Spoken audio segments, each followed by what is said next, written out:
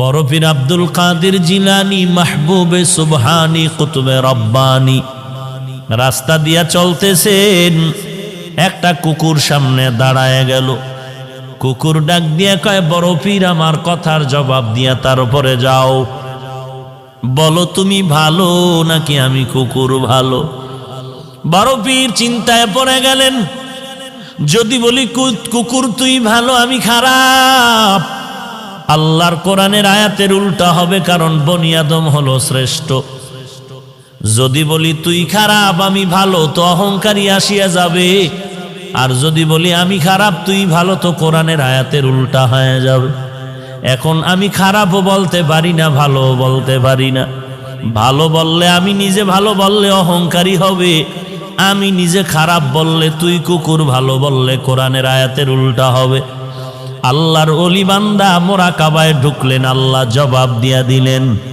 এই জবাব পাইয়া ডাক দিয়া কয়, কুকুর কবরে যাওয়ার আগে আমি তোকে বলতে পারবো না আমি ভালো নাকি আমি খারাপ, কারণ আমাকে সবাই বড় পীর বলে ডাক দেয়, কিন্তু মরণের পরে আমার সামনে কিছু যাবে না। আমার 3টা পাতলা কাপড় আমার আসল বিছানা হবে, ওই অন্ধকার কবর 3.5 হাত মাটির ঘর হবে।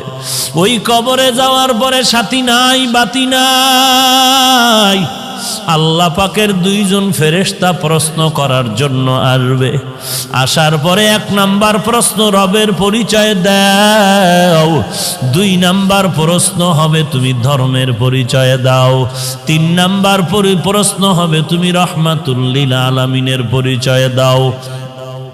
যদি আল্লাহর শুকর জবাব দিতে পারি, তাহলে আমি তখন তোমাকে বলতে পারবো আমি আব্দুল কাদের জিলানী ভালো, তুই কুকুর বড় খারাপ। আর যদি ওই প্রশ্নের জবাব দিতে না পারি, তখন আমার কবর হয়ে যাবে জাহান্নামের আগুন। 1টা নয় 2টা নয়, 70 থেকে 99টা সাপ কবর ভরে যাবে, 2 পার্শ্বের মাটির চাপ। তখন আমি জবাব দিয়া বলতে পারবো, কুকুর তুই ভালো, আমি মানুষেও ভালো হতে পারলাম না, কারণ আমার কবরের মধ্যে আগুন জ্বলে, আমার আযাব হচ্ছে, তোর কোনো আযাব নাই। আমি কবরে যাওয়ার আগে তোকে জবাব দিতে। জিলানী ডাক দিয়া কয়, ও দুনিয়ার মানুষ, মরণের আগে কবরে গিয়া নাজাত না পাওয়ার আগ পর্যন্ত নিজেকে ভালো মনে করার উপায় নাই। আমারে মাওলানা না বললে মনে কষ্ট পাই, আমারে আন্তর্জাতিক মুফাসসির না বললে কষ্ট পাই, আমাকে হাজী সাহেব না বললে কষ্ট পাই, আমাকে খতিব সাহেব না বললে বড় কষ্ট পাই। আমি প্রিন্সিপাল, আমি মুফতি সাহেব, আমি মুহাদ্দিস, এটা দাবি করে কত গর্ববোধ করি, কত অহংকার। কিন্তু কবরে গিয়া যদি নাজাত না পাই, আমার মাওলানাগিরি মুফতিগিরি টাইটেলে আমার কোনো কাজ আসবে না, আর আমার টাইটেল লাগবে না যদি কবরে গিয়া আমলের কারণে আল্লাহ মাফ করে দেয়। আমি মাওলানা হওয়ারও দরকার নাই, মুফাসসির মুহাদ্দিস হওয়ারও দরকার নাই, আমার মতো ভালো জমিনে দুনিয়ায় আর কেউ হতে পারবে না। এরে নবীর উম্মতের দল, দিল্লি শাহী জামে মসজিদের মধ্যে খতিব হলেন শাহ ওলিউল্লাহ মুহাদ্দিসে দেহলভী রহমাতুল্লাহ আলাই। জুমার নামাজের খুতবায় যখন দাঁড়ায়, রুমাল দিয়া চেহারাটা ঢাকিয়া দাঁড়ায়। একজন দাঁড়ায় বলে, হযরত আপনি চেহারা ঢাকিয়া খুতবা পড়েন, কারণটা কি? আল্লাহর ওলি বলে, বাবা আগামী জুমায় তুমি জবাব নিতে আসবা। আগামী জুমায় যখন আসলো, বলে আমার কাছে দাঁড়াও। আল্লাহর ওলি শাহ ওলিউল্লাহ মুহাদ্দিস তার রুমালটা ওই প্রশ্নকারীর মাথায় দিলেন। প্রশ্নকারী একটা চিৎকার দিয়া বেহুশ হয়ে জমিনে পড়ে গেল। হুশে আসার পরে বলে, বাবা রুমালটা মাথায় দেওয়ার কারণে তুমি চিৎকার দিলা কেন? ওই লোকটা বলে, আল্লাহর কসম, আপনার রুমাল আমার মাথায় দেওয়ার পর দিল্লির বিশাল শহরে তাকায়া দেখলাম লক্ষ লক্ষ মানুষের মধ্যে কোনো মানুষ নাই, মাঝে মাঝে 2-1টা মানুষ দেখা যায়, আর বেশিরভাগ দেখা যায় কুকুর আর বানরের সুরাতে। गर्भ सूरत आदमी इंसाबुदे अहमदबू जहलो हामिक साबुदे आदमीरा आदमीयत लाजिमस्त औदेरा गर्बूना बाशुद ही जमास्त। গোটা দুনিয়াটা শাসন করেছেন দুইজন, শোষণ করেছে দুইজন। একজন শাসনকর্তা সুলাইমান পয়গম্বর, আর একজন শাসন করেছিলেন বাদশাহ যুলকারনাইন। ইন্তেকালের আগে বাদশাহ যুলকারনাইন বললেন, মরার পরে জানাজা পড়াইয়া কাফনের ভেতর থেকে হাত দুইটা বের করে এলাকায় ঘুরায় ঘুরায় কবরে নিয়ে যাওয়া। যখন জানাজার পরে এমন করা হলো, দুনিয়াওয়ালারা কয়, দেখ দেখ, দুনিয়ার ক্ষমতা পাইয়াও লোভ এখনো সামলাইতে পারে না, মরার পর আরো চায় আরো চায়। ইমানওয়ালা কয়, না রে বেয়াকুফ, না না, বাদশাহ যুলকারনাইন গোটা মানুষের সবক দিয়া গেল। আমি দুনিয়ার পুরা ক্ষমতা পাইয়াও আজ খালি হাতে কবরে যাইতেছি। এরে নবীর উম্মতের দল, কিসের মাস্তানি আর কিসের বাহাদুরি করো?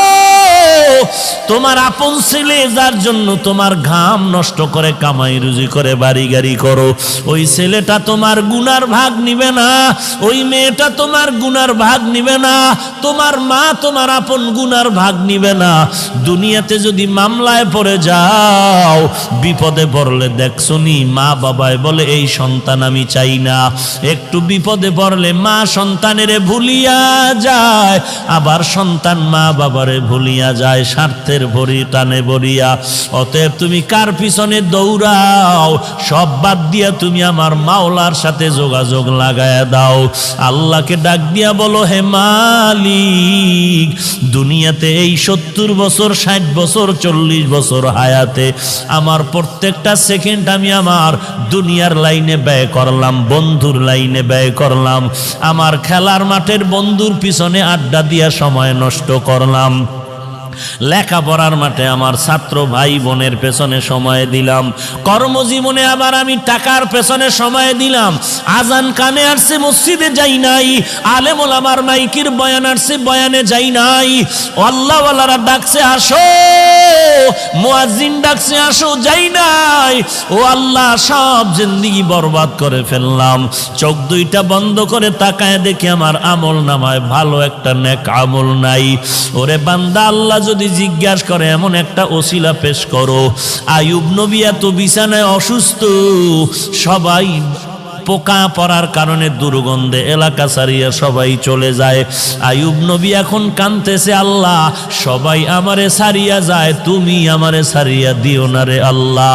এই কান্নার মধ্যে তাকায় দেখে অনেক বিবি তার ছিল, কয়েকজন বিবি আইসা বলে আমাদের তালাক দেন, আমরাও চলে যাব। আইয়ুব নবী কান্না করে বলে, বিবিরা যাও যাও, আমার জন্য আমার আল্লাহ হলেন যথেষ্ট। এইবার আইয়ুব নবী ভাঙ্গা দিল নিয়ে কান্না করে বলে, ও মালিক, আমার আদরের আপন বিবিরা পর্যন্ত আমাকে ছাড়িয়া সবাই চলিয়া যাইতেছে, তুমি আমাকে ফালাইয়া দিও না, মেহেরবানি করে তুমি আমাকে কবুল করিয়া নিও। হঠাৎ আইয়ুব নবী তাকায় দেখে পায়ের কিনারায় একমাত্র বিবি রহমা বয়া বয়া কান্না করে। আইয়ুব নবী ইশারা করে বলে, বিবি সবাই গেল, তুমি কেন যাও না? ইউসুফ নবীর কন্যা রহিমা, কিন্তু আসল নাম রহমা, তুমি যাও। বলে, না না, আমাকে যেতে বলবেন না পয়গম্বর। কারণটা কি? বলে, আমি আপনার খেদমতে আমার জীবনটা কাটায় দিতে চাই। কারণ কি? বলে, হাসরের ময়দান তো বড় কঠিন, একটা নেকের টানে মা বাবায় জাহান্নামে যাবে, ছেলে মেয়েরা জান্নাতে যাবে। একটা নেকের ব্যবধানে অনেক সময় ছাত্র জান্নাতে যাবে, ওস্তাদরা জাহান্নামে যাবে। একটা নেকের টানে বক্তা জাহান্নামে যাবে, শ্রোতারা জান্নাতে যাবে। একটা নেকের ব্যবধানে ইমাম সাহেব জাহান্নামে যাবে, মুক্তাদিরা জান্নাতে যাবে। একটা নেকের ব্যবধানে দেখা যাবে পীর সাহেব জাহান্নামে যায়, মুরিদেরা আমল করিয়া জান্নাতে যায়।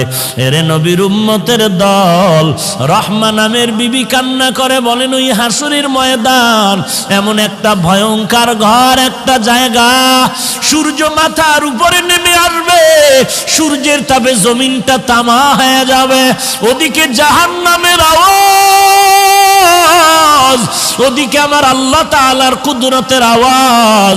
ওয়ামতাজুল ইয়াউমা আইয়ুহাল মুজরিমুন, এরে গুনাহগারের দল, নেককারদের থেকে তোরা আলাদা হয়ে যা। জাহান্নাম চিৎকার দিয়ে বলবে, রে মালিক, গুনাহগারগুলো সব আমার পেটের মধ্যে দিয়া দাও রে আল্লাহ।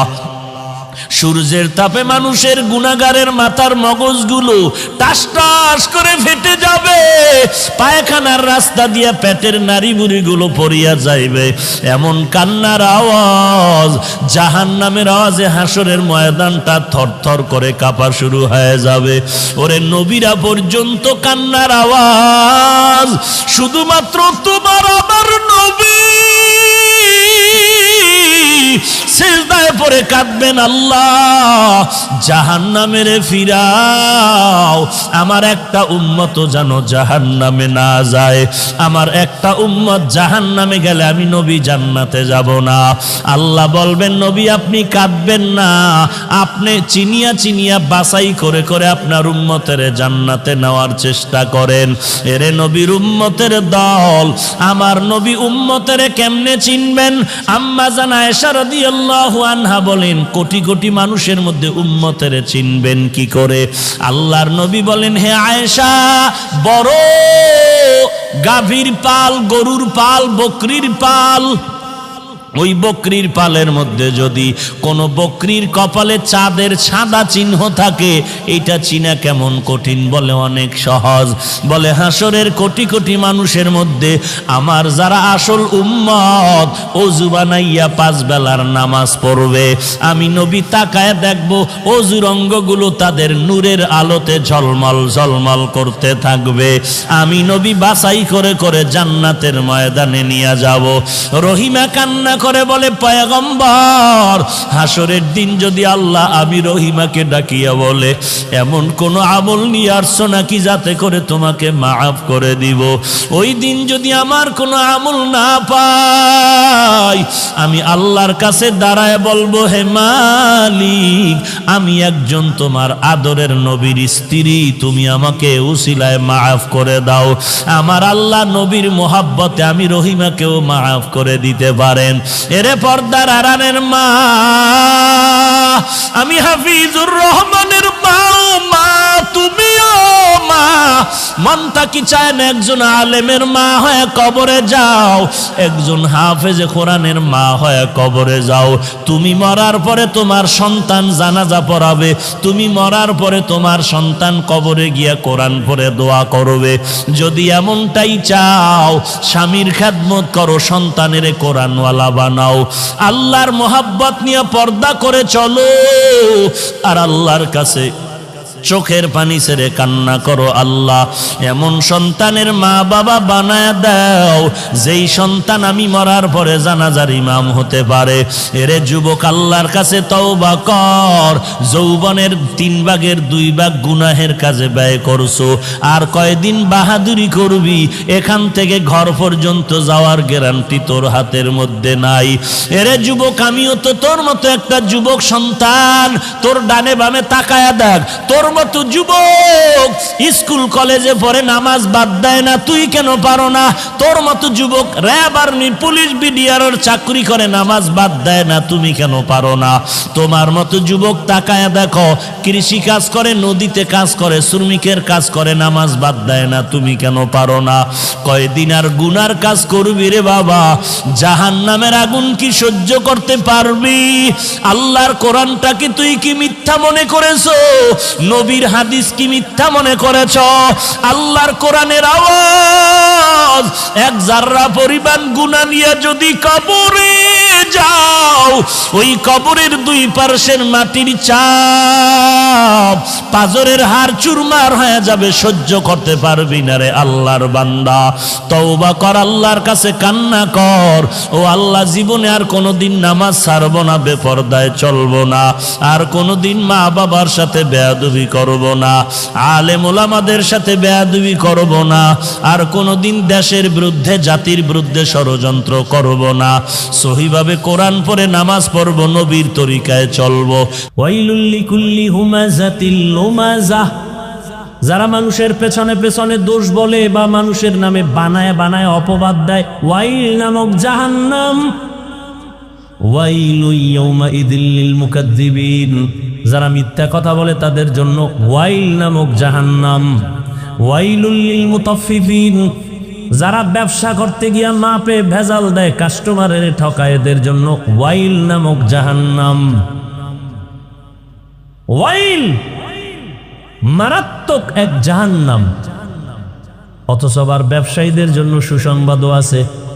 রহমতের নবী বলেন, তাজিরুস সুদুকুল আমিন মান নাবিয়িন ওয়াস সিদ্দিকিন ওয়াশ শুহাদা।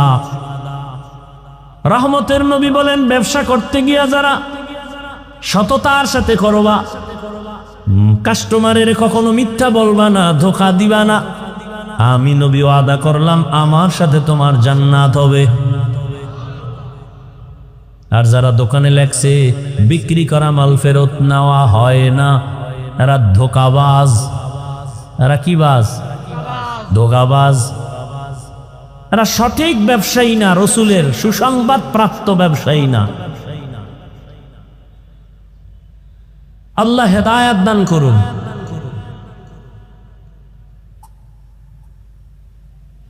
তো তাফাক্কুহ ফিদ্দিন, মিথ্যা কথা বলা হারাম, এটা সবাই জানি না, এরপরও বলি কেন?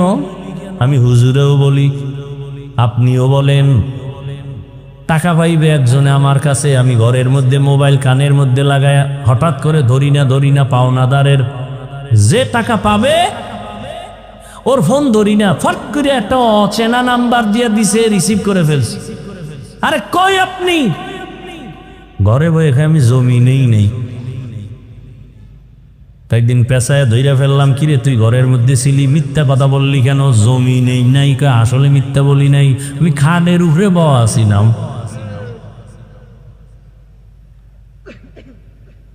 মিথ্যা বলি কেন? জানি মিথ্যা বলা মহাপাপ। ইয়াকুম ওয়াল কিযব ফাইন্নাল কিযবা ইয়াহদি ইলাল ফুজুর ওয়া ইন্নাল ফুজুরা ইয়াহদি ইলান নার। মিথ্যা মানুষকে চূড়ান্ত জাহান্নামের দিকে নিয়ে যাবে। জানি, তার বড় বলি কেন? কয় এলেম আছে কিন্তু তাফাক্কুহ ফিদ্দিন নাই, বুঝ আসে নাই যে মিথ্যা বললে আমার এখনো বিপদ হবে, পরেও বিপদ হবে।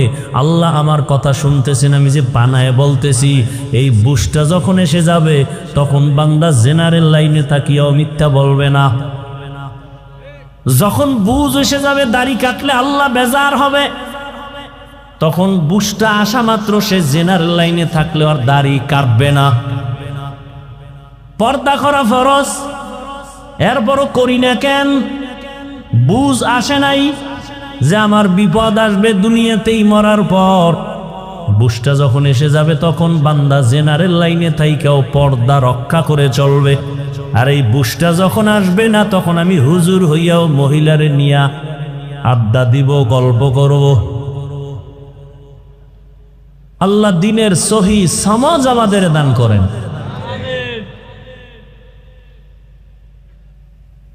এবার আসেন, আর রহমান আল্লামাল কুরআন খালাকাল ইনসান আল্লামাহুল বায়ান।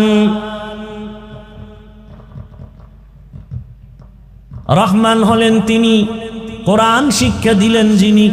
রহমান হলেন তিনি, মানুষ সৃষ্টি করলেন যিনি। রহমান হলেন তিনি, বয়ান শিক্ষা দিলেন যিনি। এই কথাগুলোর ব্যাখ্যা দেওয়ার আগে আমি একটু হালকা ভূমিকা টানবো, এরপরে ব্যাখ্যায় ঢুকবো। উঠা বসা করবেন না, শুরুতেই বলছি। আমি আপনাদের কাছের মানুষ, আপন মানুষ, এই মনে করে মাহফিলের বরকত নষ্ট করবেন না। এখানে কাউকে জোর করে বসানো হয় নাই, আল্লাহ দয়া করে বসাইছেন। আপনার কপাল এত খারাপ কেন? আসলে কপাল খারাপ হইলে ফিরায় কে?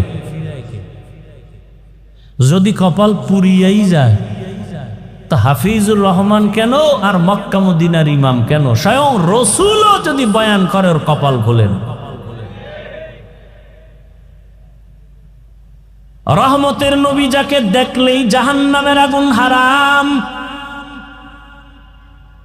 কেমন মায়ার নবী আমার, এক নজর দিবে পেটের ক্ষুধা নিবারণ হয়ে যাবে।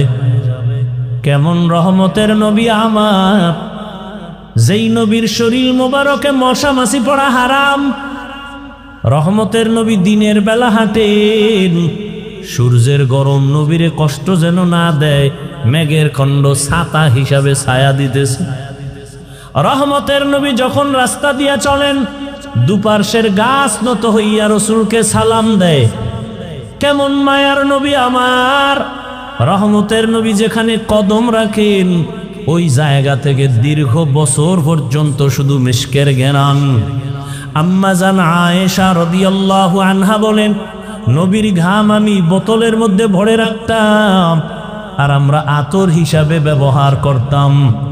কেমন মায়ার নবী, যেই নবীকে দেখার জন্য গর্তের সাপ পাগল, গর্তের পিপিলিকা আল্লাহর কাছে আরজি পেশ করে রহমতের নবীর রওজা দেখবে।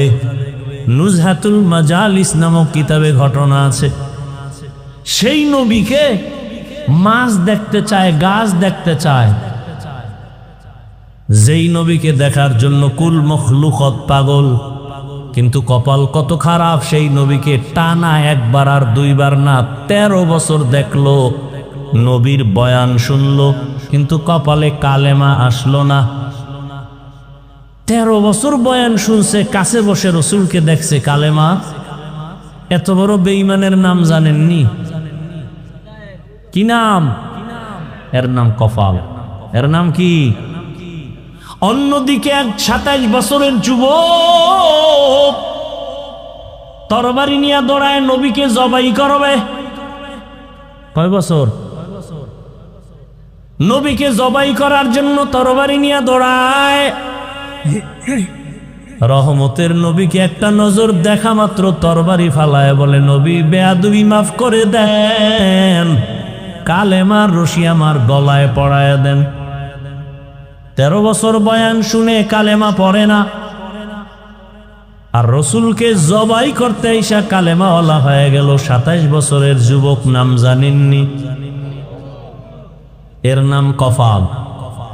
বহুদিন ধরে প্রোগ্রামের প্রচারণা চলতেছিল, ঈদগায় বয়ান হবে, অনেকে আসার নিয়ত করেও আসতে পারে না, কপাল।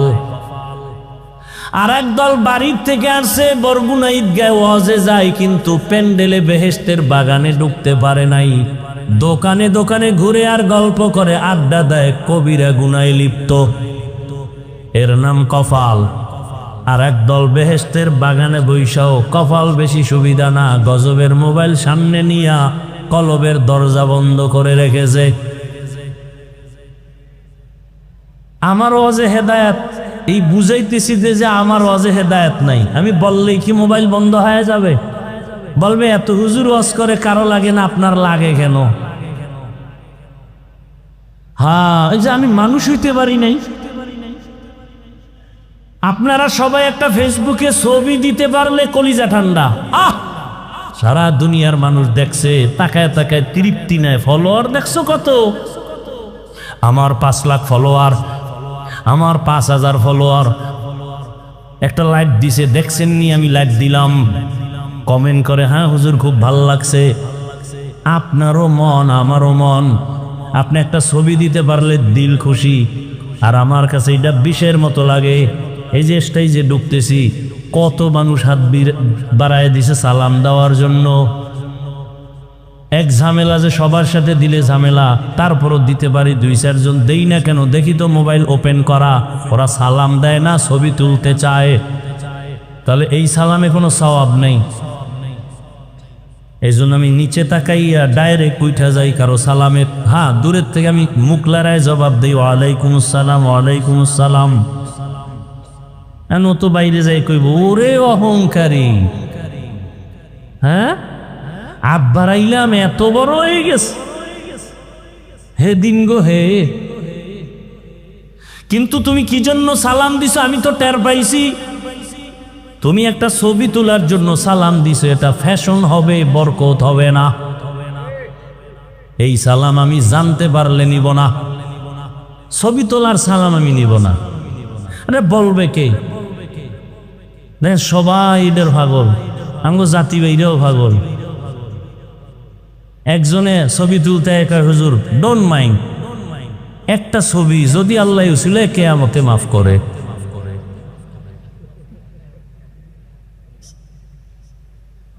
বাথরুম থেকে বেরোয় দেই ছবি, আমি কিন্তু ভিতরে আইলি না কেন?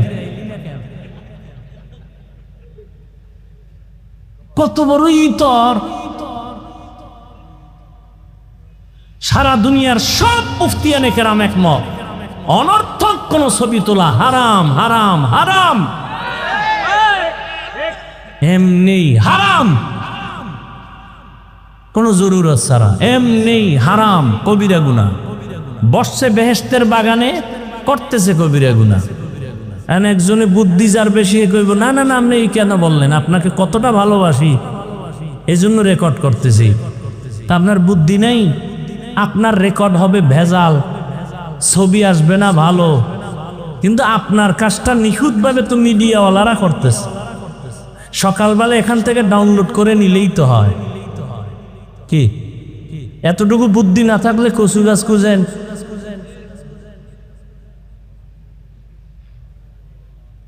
কেন মোবাইলটা দেখান লাগবে?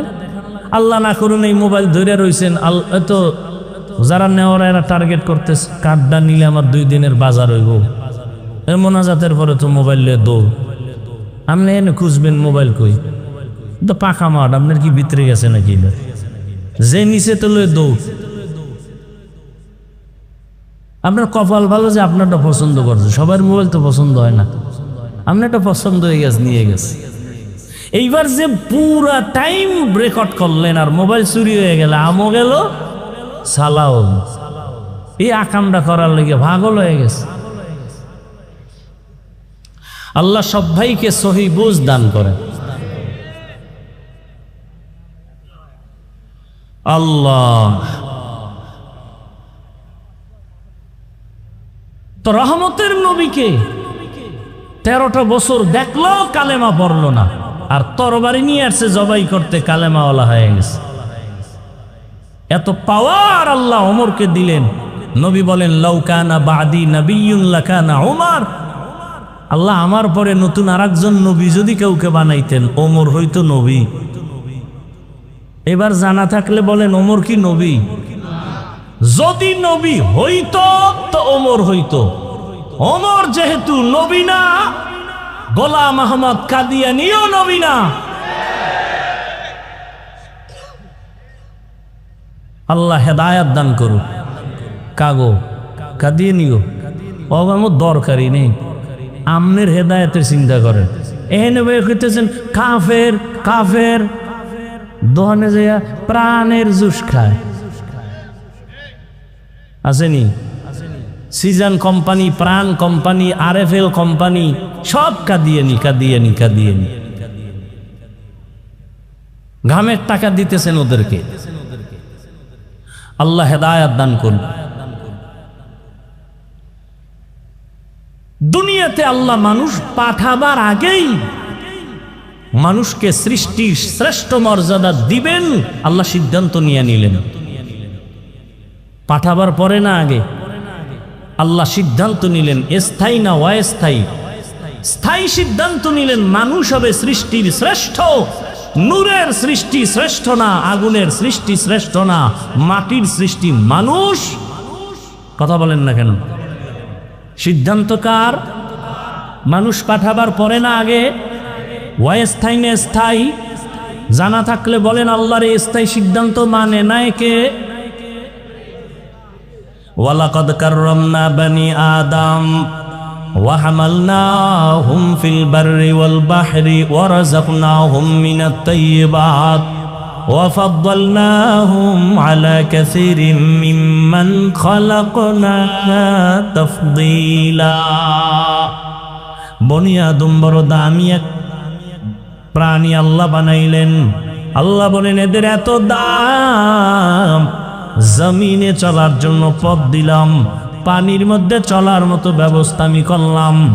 পানির মধ্যে চলে মানুষ। দুনিয়ার প্রাণী যেটা পানির মধ্যে চলতে পারে এটা উপরে চলতে পারে না, মরে যায়। কিছু প্রাণী আছে স্থলে চলে, মাটির উপরে চলে, পানির মধ্যে পড়ে গেলে মরে যায়। মানুষ এমন এক সম্মানিত প্রাণী, ওরা চাইলে মাটির উপরে চলবে, মরবে না। পানির ভেতরে চলবে, মরবে না। পানির উপরে চলবে, মরবে না। হাওয়ার উপরে চলবে, মরবে না। এই সম্মানকে দিলেন। দেখা যা কুরআনো মে আয়ে মুহতারাম মুস্তফা কি উম্মতে খায়রুল উমাম। বনি আদম বড় দামি, এদের জন্য আল্লাহ বলেন আমি উত্তম খানার আয়োজন করেছি। আমি পিপিলিকার খানাও দেই, আমি উড়ন্ত পাখির খানাও দেই। হাজারো কোটি মাছ নদীর মধ্যে খানাকে দেন। জঙ্গলের ভেতরে হাজারো প্রাণীকে খাওয়ায়। সমুদ্রের ভেতরে বড় বড় বড় সমুদ্রে এক একটা মাছ আছে, নীল তিমি তার নাম। নীল তিমির খানার তালিকায় লেখা প্রতিদিন 1000 কেজি চিংড়ি মাছ একটা নীল তিমির জন্য কে খাওয়ায়। জমিনের মধ্যে একটা পাহাড় আছে কহে কাফ, ওই পাহাড়ের মধ্যে একটা প্রাণী বসবাস করে সিমর্গ। ওই প্রাণীটার প্রতিদিনের খাদ্য তালিকা 40টা মোটা তাজা হাদি। সুবহানাল্লাহ বলবেন না? কে খাওয়ায়? ওয়াদারুযুকু মান তাশাউ বিগাইরি হিসাব।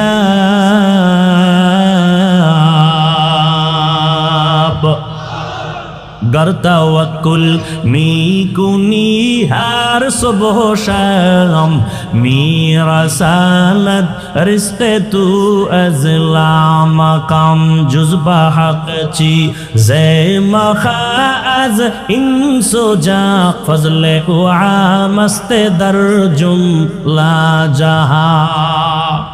पिपीलिकार खाना के देन, कोनो पिपीलिका ना खाए मरसे। জঙ্গলে হাজারো প্রাণী আছে, খানা কে দেন? আপনাদের বরগুনা সকাল 8টায় সেই প্রাণীরা খানা খায়। সকালবেলা একটা পাখি বের হয়, বের হইয়া খোলা আকাশে উড়ে, সন্ধ্যাবেলা নিজের পেট ভরে বাচ্চার খানা নিয়ে বাসায় হাজির। কে খাওয়াইলো? কিতাবে আছে একটা কাক। কাক কাক চিনেন না? কাক কালো, কোকিল কালো, কালো মাথার কেশ, এর চেয়ে বসি কালো মনের হিংসালেশ। নিম তিতা নিন্দা তিতা আরো তিতা খর, এর চেয়ে বেশি তিতা 203-এর ঘর। চাকা গোল পয়সা গোল, গোলালু গোল, এর চেয়ে বেশি গোল মনের গন্ডগোল। একটা কাক যখন বাচ্চা দেয়, হায়াতুল হায়াওয়ানের ভেতরে আছে, কাক যখন বাচ্চা দেয় কাকের পশম কি? কালো। কিন্তু বাচ্চা যখন দেয় ওই বাচ্চার গায়ে কোনো পশম থাকে না 3 দিন পর্যন্ত। মা ভয়ে ওই বাচ্চাটার কাছেও যায় না। বাচ্চা একা, মা আলাদা। এরপরে বাচ্চা 3 দিন কে খাওয়াবে? কিতাবে লেখছে আল্লাহ একদল পোকা ওই বাসার সামনে উড়তে থাকে, সাদা সাদা পোকা। ওই বাচ্চার ঠোঁটের আগায় উড়ে বাচ্চাটাকে ধরে ধরে খায়। 3 দিন পর্যন্ত ওই মা কাছে যায় না। আল্লাহর কুদরতে ওই বাচ্চাটা পোকা খেয়ে খেয়ে 3 দিনের মধ্যে সাদা শরীরে কালো পশম চলে আসে। যখন কালো পশম চলে আসে বাচ্চাটার ভয় মায়ের অন্তরে থাকে না। তখন মা 3য় দিনের পরে এসে বাচ্চাকে খানার জিম্মাদারি নিয়ে নেয়।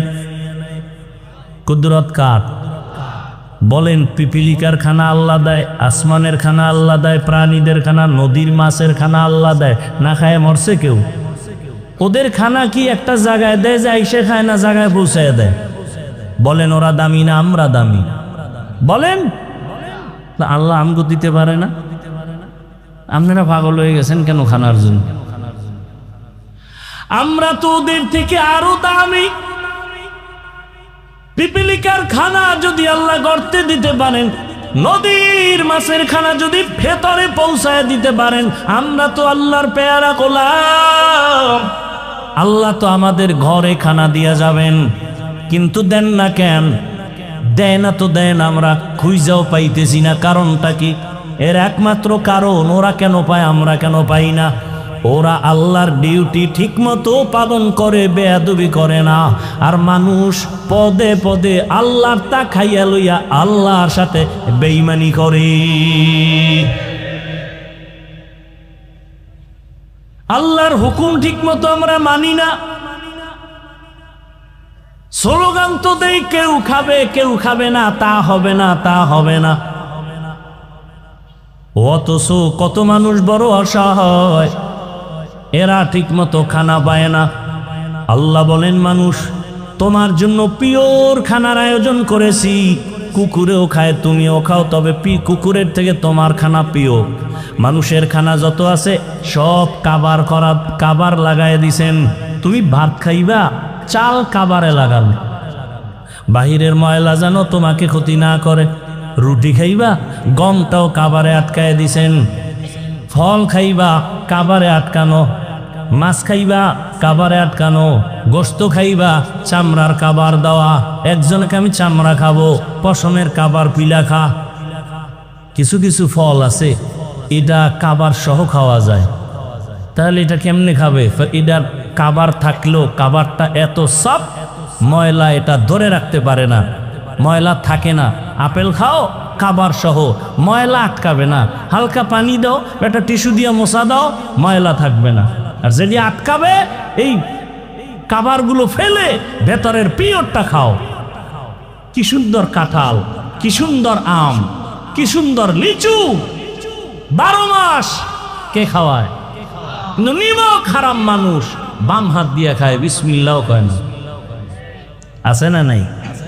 তুকু যাও সুন্নতি আহমদ কুজা বা মোহাম্মদ কৈবুয়াদ নিসবতরা মান আহাব্বা সুন্নতি কৌলে রসুল মজদায়ে কানা মাই হাম কুন কবুল।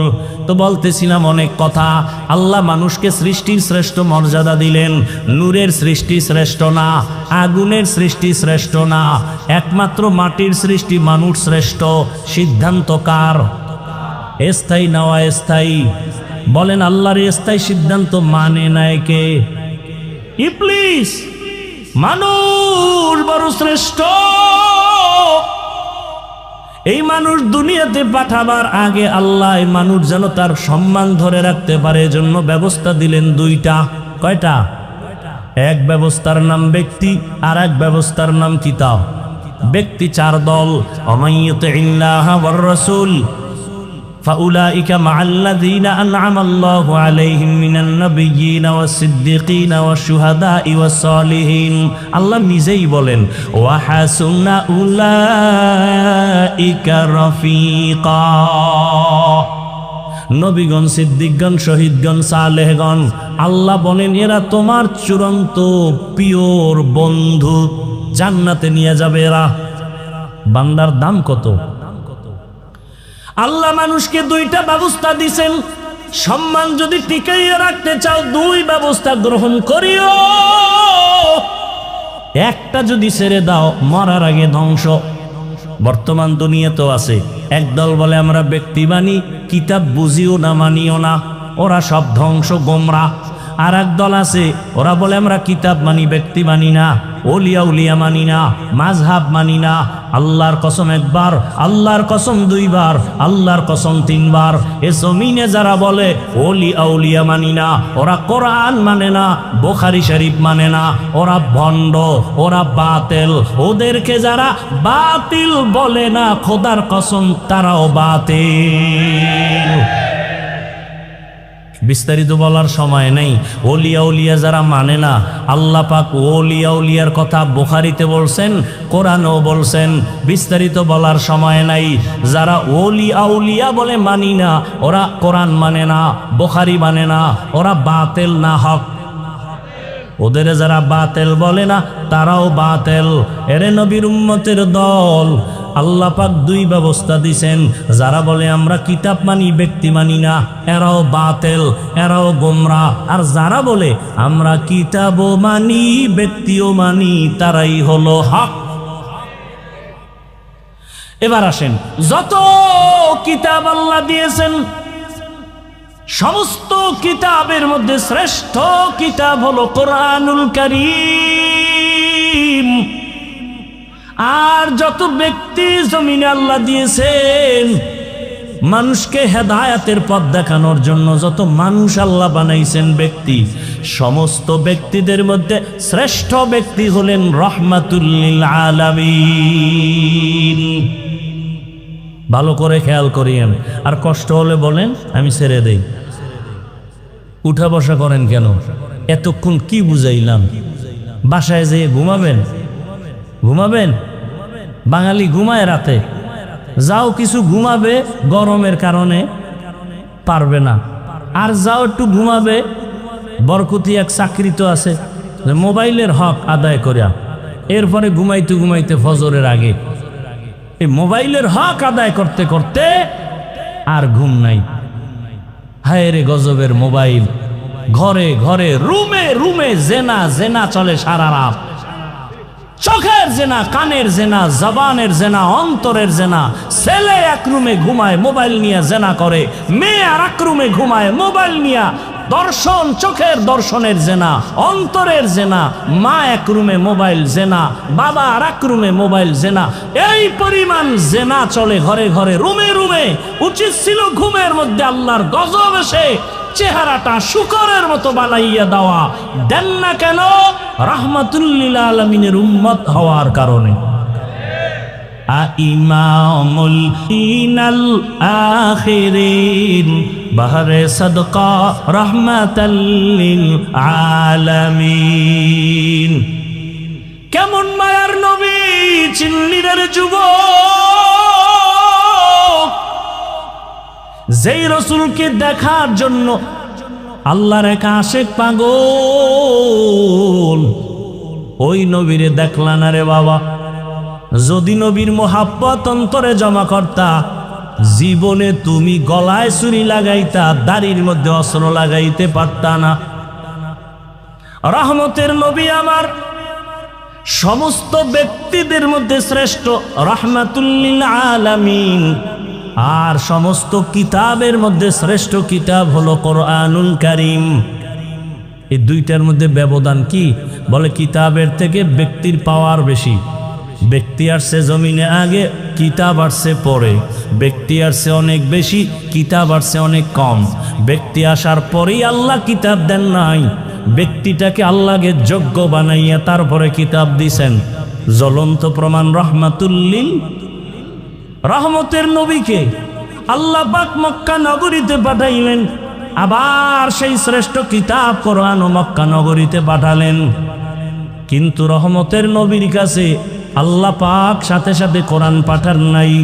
রহমতের নবীর দীর্ঘ 40 বছর পার হয়ে যাওয়ার পরে আল্লাহ নবীর কাছে কোরআন অবতীর্ণ সূচনা করলেন। কয় বছর পর? 40 বছরের রসুল। রসুল তো রসুলই, অতুলনীয় এক ব্যক্তি। কেমন অতুলনীয়? কোনো উদাহরণ নাই। রসুল কেমন? তুমি যেদিকে ইশারা দিবা রসুল সেই ক্ষেত্রে অনেক বড়। রসুল বড়। কয় কেমন? সমস্ত দার্শনিকরা বলে পৃথিবীর শ্রেষ্ঠ দার্শনিক মুহাম্মদ। সমস্ত বৈজ্ঞানিকরা বলে পৃথিবীর শ্রেষ্ঠ বিজ্ঞানী মুহাম্মদ। পৃথিবীর সব ইতিহাসবিদরা বলতে বাধ্য হয়েছে পৃথিবীর শ্রেষ্ঠ ইতিহাসবিদ মুহাম্মদ সাল্লাল্লাহু আলাইহি ওয়াসাল্লাম, নবীর দেহ গঠনটা কেমন? পৃথিবীর সৃষ্টির সব মানুষের থেকে নবীর দেহ গঠন আলাদা। নবীর চেহারাটা কেমন? পৃথিবীর সবার থেকে নবীরটা আলাদা। নবীর শারীরিক শক্তি কেমন? সব দুনিয়ার মানুষ একদিক, রহমতের নবী ভিন্ন দিক। নবীজির যৌবনের শক্তি কেমন? সারা দুনিয়ার মানুষ একদিকে, রহমতের নবীর শক্তি ভিন্ন দিক। এরে আমার আল্লাহ তাকে এত সুন্দর করে বাছাই করে বানাইছেন। এক বাছাইয়ের নাম মুস্তাফা, আর এক বাছাইয়ের নাম হলো মুজতবা। আমার নবী মুস্তাফাও মুজতবাও। রহমতের নবীকে কেমন বাছাই করছেন? সব নবী রাসূল আমার আল্লাহ পাকের বন্ধু। মুসা নবী আল্লাহর বন্ধু, ঈসা নবী আল্লাহর বন্ধু, ইব্রাহিম আল্লাহর বন্ধু, ইউসুফ নবী আল্লাহর বন্ধু, মুহাম্মদও। ব্যবধান কি? সব নবী রাসূল আমার আল্লাহ তাআলার আশিক, আর আমার আল্লাহ নিজে হলেন মুহাম্মদের আশিক। ব্যবধান আছে না নাই? এমনি ভাবে সমস্ত সাহাবায়ে কেরাম আমার রাসূলের আশিক। আবু বকর রাসূলের আশিক, ওসমান রাসূলের আশিক, আলী রাসূলের আশিক, আবু হুরায়রা রাসূলের আশিক। কিন্তু রাসূল হলেন একমাত্র ওমরের আশিক। এই জন্য ওমরের মূল্য বেশি। কেমন মূল্য? ওমরের নাম শুনলে শয়তান পালায় যায়। ওমরের এত দাম, এত দাম। যুবক মদের বোতল নিয়ে রাস্তা দিয়ে হাঁটে, ওমর আসতেছে, কথার আগে তরবারি রেডি, যুবক কাঁপতেছে, বোতল ফালাইয়া দিতে পারে না। ওমর দেখছে, এখন কি করি? অন্তর দিয়া মালিকরে ডাকছে, ও আল্লাহ, ওমরের থেকে বাঁচাও, মইরা জামু, জীবনে আর মত মুখে নিব না। ওমর আইসা খাই, যুবক বোতলটা দে। যুবক কাঁপতেছে, কাঁপো কেন? হাতে দাও। মদের বোতল হাতে নিয়া ওমর তাকায় দেখতেছে, যুবকের যেই বোতলে মদ, ওই মদের বোতল ওমর হাত লাগায় তাকায় দেখে এক ফোঁটা মদও নাই, পুরা বোতলটা সাদা দুধে ভরা। हर के दारत खौफ हकदार दिल मदम जन्नतुल मक़वा दे हद उ राम काम जुज़बा हक़ची ज़े मखाज इंसुजा फजले उआ मस्त दर जुमला जहा। রহমতের নবী মক্কা নগরীতে আসেন। 40 বছর পরে নবীকে কোরআন দিলেন কেন? নবীর জ্ঞান কি অন্যদের মতো নাকি? নবীর জ্ঞান তো কঠিন জ্ঞান। নবী কি বলে? আল্লাহ আমারে কি দিছে জানেননি? উতিতু ইলমাল আউয়ালিন ওয়াল আখিরিন। আদম নবী থেকে ঈসা নবী পর্যন্ত যত ইলম আল্লাহ দিছেন সবগুলো আমি মুহাম্মদকে দিছেন। তাহলে নবীর এত জ্ঞান, এত বুদ্ধি, সেই রাসূলকে 40 বছর পরে কোরআন দিলেন কেন? খুব খেয়াল করতেছেন? খুব খেয়াল করে। কয় বছর পর দিলেন? কেন নবীর আরো আগে দিলে নবী বুঝতেন না? কথা বলেন। তাও কি আবার 40 বছর পর দিতে যেও কি এক রাত্রে দিয়ে ফেলাইছেন? কোরআন শরীফের ওজন কত? 250 গ্রাম হইতো না। দইরা দেখছেন কেউ কোরআন শরীফ? কপাল খারাপ, ধরলে আবার যদি কোন গজব আইয়ে না। বহু মুসলমানের ঘরে কোরআন আছে, খুললে জীবনে দেখলো না ভিতরটা কেমন। এমন কপাল খারাপ। 250 গ্রাম ওজন হবে না কোরআনের। দেখেন না আপনারা? 250 গ্রাম হবে? একটা বাচ্চাও ধরতে পারে। হাকিকত এটার ওজন কত? জমিন বলে পারবো না এই ওজন নিতে, পাহাড় বলে পারবো না, আসমান বলে পারবো না, সবাইকে পারবো না। আল্লাহ কয় দেখ মানুষেরই দিয়ে দিলাম, জাহেল তোদেরকেই দিয়ে দিলাম চাপাইয়া, তোরা দুর্বল। ওয়াখলিকাল ইনসানু যায়ীফা, এরপরও দিলাম। দিতে গিয়ে হালাত কি? মাত্র 5 আয়াত নিয়ে জিবরাইল আইছে হেরা পাহাড়ের ভিতরে। ইকরা বিসমি রাব্বিকাল্লাযী খালাক। জিবরাইল চাপ দিছে একটা না কয়টা? কয় চাপ দিছে? 3টা। রেশমি কাপুরে আয়াতগুলো লেখা জিব্রাইল ধরছে আর বলে ইকরা। নবী বলে মা আনা বিকারিন, আমি পড়তে জানি না। এই জোরে চাপ দিছে বুখারীর ইবারত। নবী বলেন জিব্রাইলের চাপে এই পরিমাণ আমার অসুস্থতা, জ্বর, আমি ভাবতেছি আমার মরণের কষ্ট শুরু হয়ে গেছে। মাত্র কয় আয়াত, জিব্রাইল চাপ দিয়ে দৌড়। 3 বছরে আর আয় না কোরআন নিয়ে। কয় বছর? 3 বছর পরে আবার লই আইছে, ইয়া আইয়ুহাল মুদ্দাসসির কুম ফাআনজির ওয়া রাব্বাকা ফাকাব্বির ওয়া সিয়াবাকা ফাতাহহির। বলেন তো এই কোরআন নবীর কাছে আসলো 40-এর পরে, এক রাত্রে, কতদিন? বলেন বলেন সবাই বলেন। নবীর মতো ব্যক্তির কাছে যদি কোরআন আসতে 23 বছর লাগে, সেই কোরআন তুমি রাতারাতি বইরা মুফাসসির, রাতারাতি বইরা তুমি তাফসীর করো না। মুফাসসির লিখতে ভিজিটিং কার্ডে আটানাও লাগে না, লিখে দিছে মুফাসসিরে কোরআন। আমগো গ্রামে পায় না বাপের নাম নাই সানগাজির বেয়াই, এত সোজা। তুমি চিনো কোরআন এটা কেমন কিতাব? 250 গ্রাম কোরআন, 23 বছর লাগছে রসুলের কাছে আসতে। আর তুমি এটা বাংলা হইরে বুঝা যাবা না। 20 বছর পর্যন্ত মাদ্রাসায় ডাউলের পানি কেরমিনের খাও, হায় হায়, ডাউলের পানি, মিথ্যা কথা বলছি না। কত কষ্ট, লাকড়ির চুলা লাকড়ি টানতে টানতে আইনা দিতাম। আলু ভর্তা মাঝে মাঝে পাইলো, পাইতাম না পাইলে নাই। সাদা উপরে পানি দিয়া কোন রকম চলতো, তাও আবার বাড়ি মাপা ভাত। এই যুগে যদি কেউ মাপ দিয়া ভাত দেয়, ও মাদ্রাসা শেষ। আর এখন মাইপে দেবে কেন? এখন তো 5 বেলা খাও, কি খালি খাওন, ঘুমেতে ওঠার পরে খাওন, ঘুমের আগে খাওন, টোস্ট বিস্কিট ডিম দুধ খাইতে খাইতে ফার্ম বানায় লাইছে। সিফা সাফা সব ছিদ্র মিদ্র খাওনের ঠেলায় বন্ধ। এলেম ডুববে কোন ছিদ্র দিয়া? হ্যাঁ, এলমেরা এজাজ কর দান বেহিসাব খলকের আদা দান জবাবে বা সওয়াব হক না দারদ দোস্তে খালকা জারেরা নিস্তে খাসলাত থেকে দিনদারেরা। আমরা বিরোধিতা করি না কেন? কিছু বড় লোকের ফলাফল কিছু তো দিনের লাইনে আসতেছে। বরকতপূর্ণ এলেমের জন্য আমাকে বলেন, এখানে বহু শিক্ষিত মানুষ, ওলামায়ে কেরাম, আমার ওস্তাদ এখানে আছেন, বলুন একজন।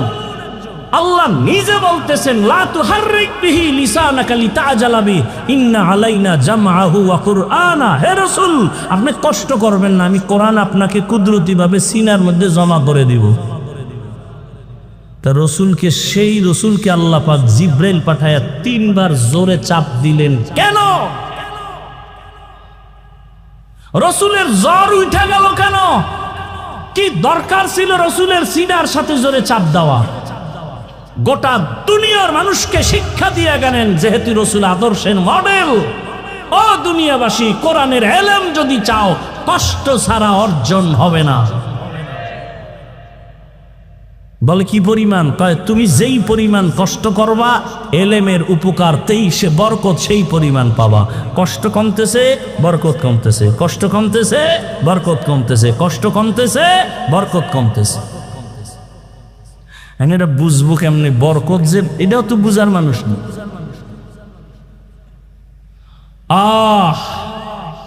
40টা বছর পরে নবীর কাছে কোরআন।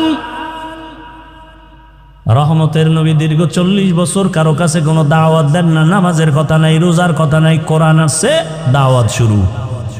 এই কিন্তু এসে গেছি মুখে, আগাবো তো নাকি শেষ করব? আসল আলোচনা কিন্তু কই মনে আছে তো? আর রহমান, এই ঘুরে টুরে আসছি। কি 40 বছর রহমতের নবীর কোনো দাওয়াতের কাজ নাই, নবী শুধু শুধু মানুষের সাথে হাসি মুখে বুকে লাগায়, মুশরিকের সাথে বুকে লাগায়। আর হেরা পাহাড়ের গুহায় গিয়া রহমতের নবী আল্লাহর ধ্যানে সময় কাটাচ্ছেন। কোরআন আসলো, দাওয়াত শুরু হয়ে গেল। ইয়া আইয়ুহান নাস কুলু লা ইলাহা ইল্লাল্লাহু তুফলিহুন মান ক্বালা লা ইলাহা ইল্লাল্লাহ ফাদাখালাল জান্নাহ। নবী বলে, এক আল্লাহর ইবাদত করো, এক আল্লাহর ইবাদত করো, এক আল্লাহর ইবাদত করো। দাওয়াত চলতেছে চলতেছে চলতেছে। কেউ দেখেই কালেমা পড়ে, কেউ আর বাঁকা হয়ে যায়। রহমতের নবী কিছুদিন পরে আবার বলে, তোমরা রহমানের ইবাদত করো। কার? মুশরিকরা। এত বড় নষ্ট, শুধু শুধু রসুলকে কষ্ট দেওয়ার জন্য বাজে প্রশ্ন করতে লাগে না, এরপরও প্রশ্ন করতে। নবীজিরে প্রশ্ন করে, তুমি এক আল্লাহর কইলে এতদিন এক আল্লাহ, তোমাকে আল্লাহ কি দুইজন? কেন? একবার বললা আল্লাহর, একবার বলো রহমান। কেন একজনই? কথা এতদিন বলছো এক আল্লাহর ইবাদত করবো, এখন কেন বলো আবার রহমানের ইবাদত করবো? তো বলো মানির রহমান, রহমানকে। নবী চুপ হয়ে গেলেন, একটু অপেক্ষা করো। আল্লাহ কয়, জিবরাইল জলদি করে যাও, বেঈমান মুশরিকরা প্রশ্ন করে ফেলছে, জবাব নিয়ে যাও। আমি রহমানকে তার প্রশ্নের জবাব নিয়ে সূরাতুর রহমান শোনায়া দাও। আর রহমান আল্লামাল কুরআন খালাকাল ইনসান। এবার খেয়াল করেন, আলোচনার শেষের দিকে শুধু এটার ব্যাখ্যা দিয়ে ইতি টানবো। রহমানের পরিচয় দিয়ে আল্লাহ আয়াত নাজিল করলেন, অর্থটা খেয়াল করেন তো। আর রহমান আল্লামাল কোরআন খালাকাল ইনসান। রহমান হলেন তিনি, কোরআন শিক্ষা দিলেন যিনি। রহমান হলেন তিনি, মানুষ সৃষ্টি করলেন যিনি। এবার প্যাস লাগছেনি, ও আল্লাহ দুনিয়াতে সৃষ্টি হইলাম আগে, বড় হইয়া তারপরে কোরআন শিখছি।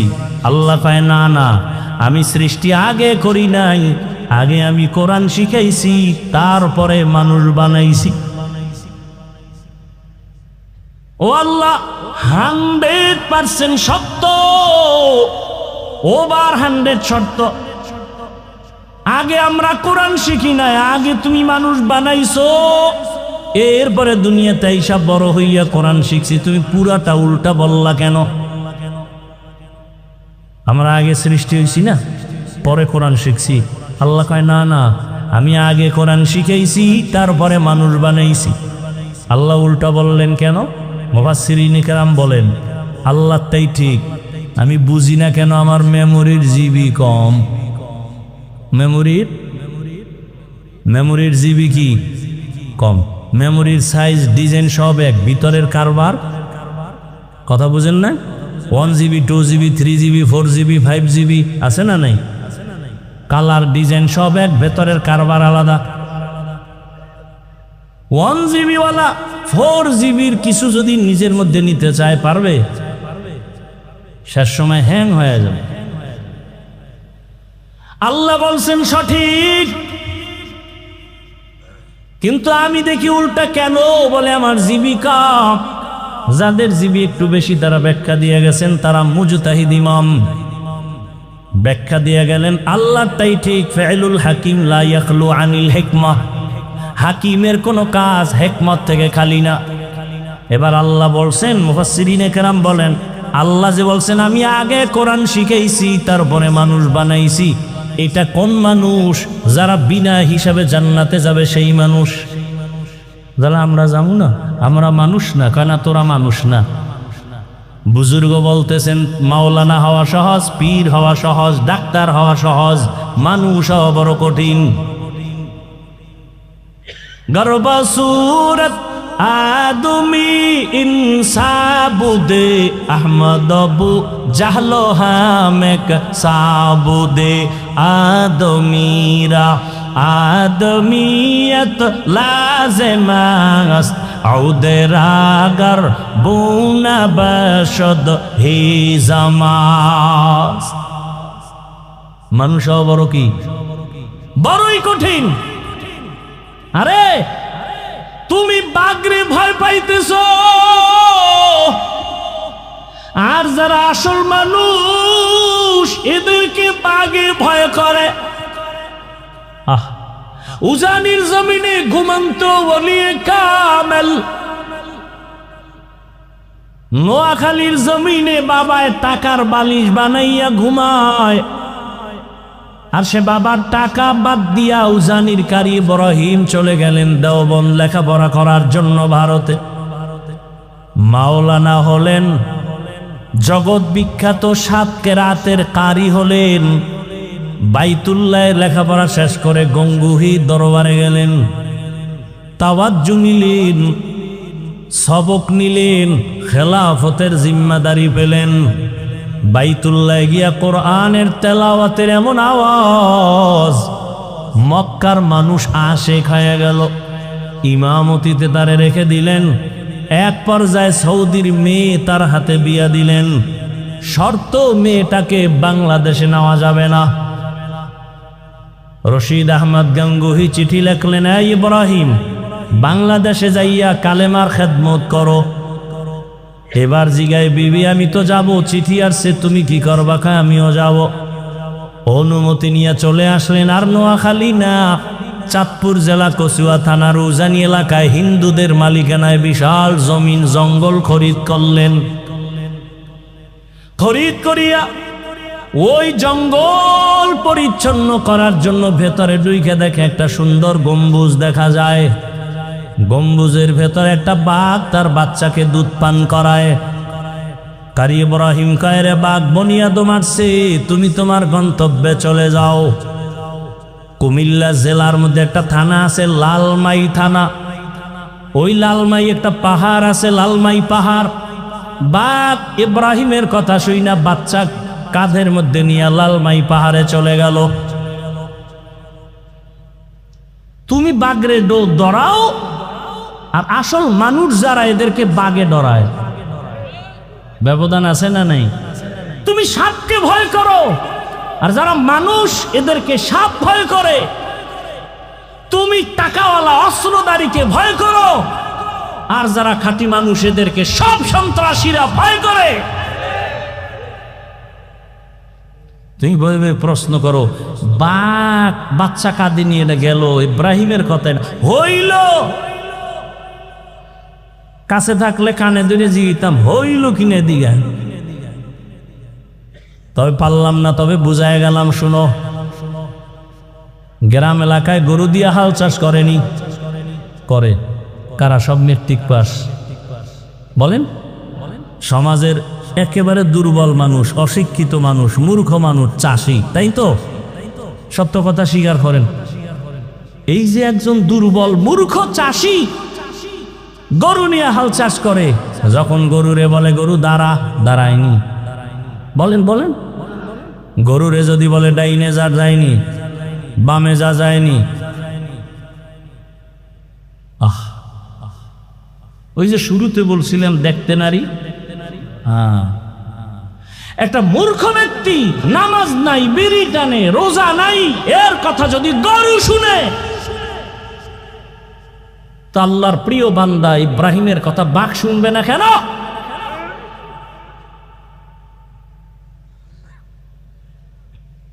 লোকমা দিও না, কপাল পুড়বে, সাবধান। লোকমা দিতে গিয়ে বেদবি করো না, খবরদার। একটু আগে না বলছি, ওলিয়া উলিয়া যারা মানে না, আল্লাহ 2 দলের সাথে যুদ্ধের ঘোষণা দিয়েছেন। 2 দল, আল্লাহ নিজে যুদ্ধ করবেন। কতটা ভয়ঙ্কর কথা! 2 দলের সাথে। এক দল কোরআনে আছে, আর এক দলের কথা বুখারীতে আছে। কোরআনের বর্ণিত দল, যার সাথে আল্লাহ নিজে যুদ্ধ করবেন, ওই দল সুদখোরের দল। আর বুখারী শরীফে আছে, আল্লাহ নিজে যুদ্ধ করবেন ওই দলের সাথে যারা ওলিয়া উলিয়ার সাথে দুশ্মনী করে। বুখারী হাদিসে কুদসি। আল্লাহ হেদায়াত দান করো। ভাইরা আমার, তাহলে আমরা মানুষ, আসল মানুষ এখনো হতে পারি নাই।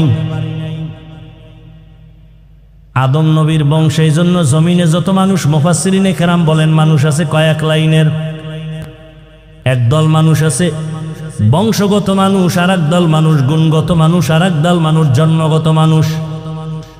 আদম নবীর বংশে জন্ম নিলাম, বংশগত মানুষ, এই পরিচয়ে নাজাত পাওয়া যাবে না, জান্নাত পাওয়া যাবে না।